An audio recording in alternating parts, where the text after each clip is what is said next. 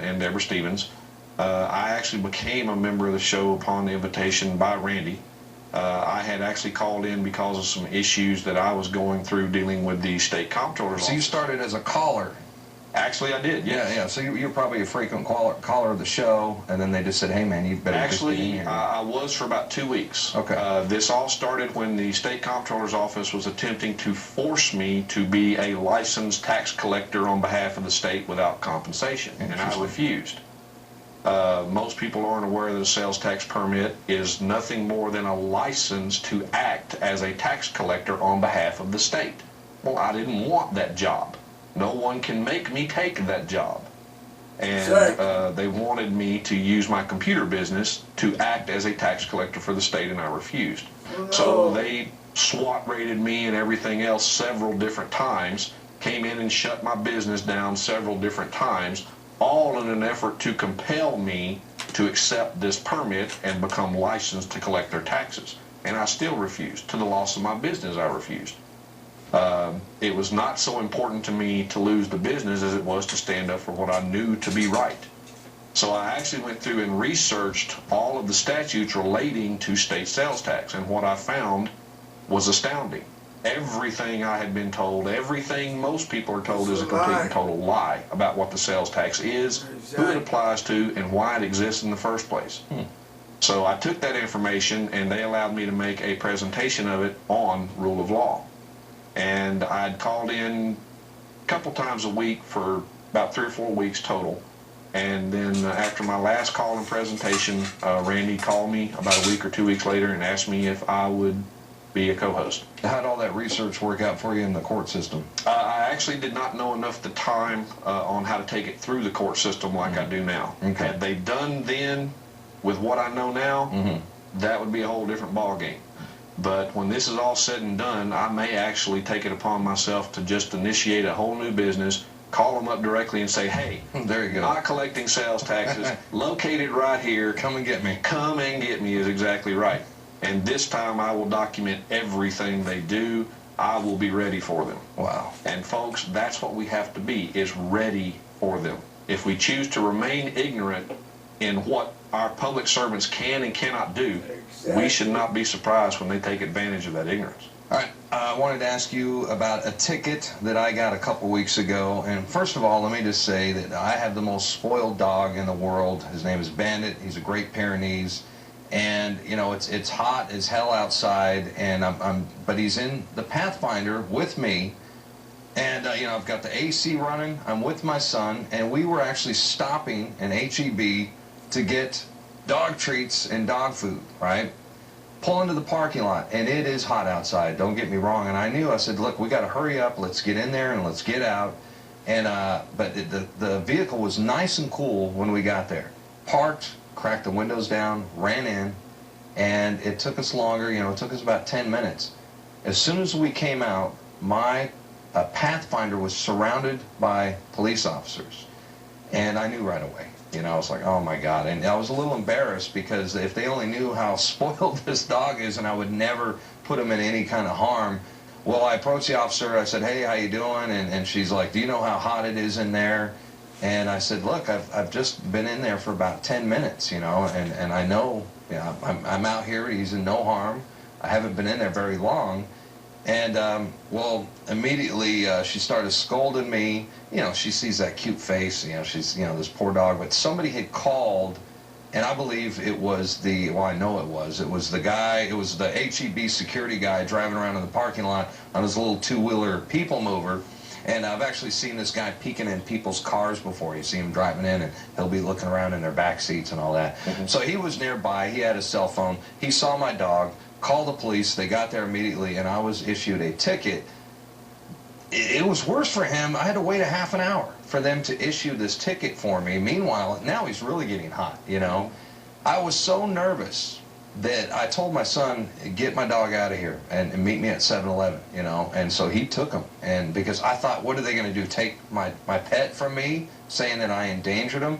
So what should I have done, you know, what should I have done at the time? And now that I have this ticket, do you have any advice for me?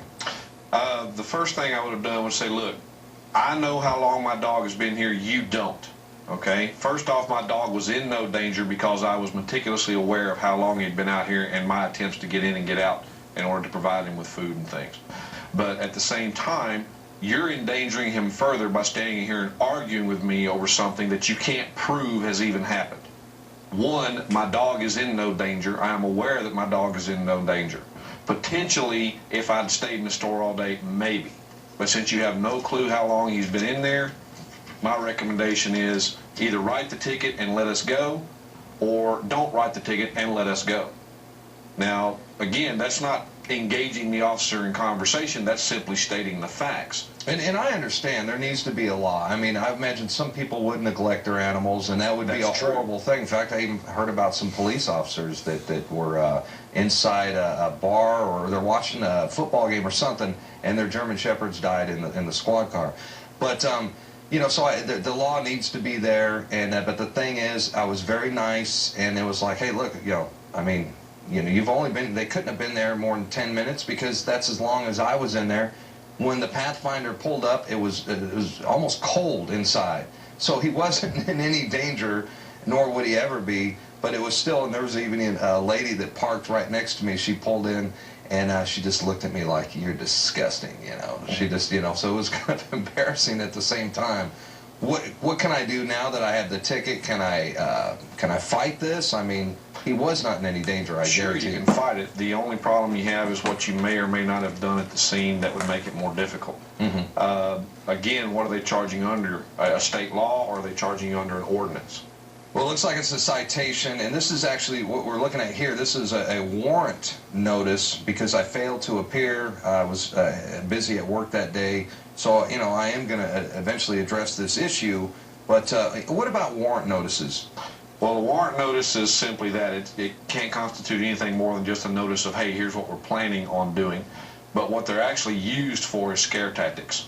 As you can see, it talks about more money than anything else about this. There's not even a specification in there as to what offense you're being charged with, what you're being charged under, a state law or an ordinance, and so on and so forth. The problem with all this is, of course, is that these things are engineered specifically as administrative procedures designed to eliminate your right of due process.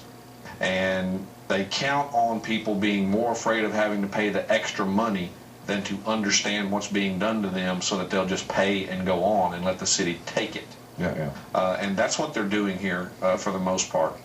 Even though we do have these rules and regulations that we need to have to maintain a polite society, the officers have no real authority to enforce an ordinance on a private citizen. Again, as we spoke of earlier, the difference between public law, general law, and private law.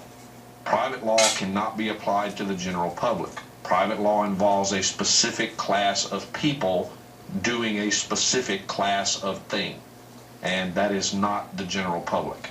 In this case, this law would be appropriate as the what we talked about on the break with the police officers that left their police dogs in their cars and they died of heat exhaustion. This would apply specifically to them because if it's under an ordinance, that ordinance is written to govern city employees.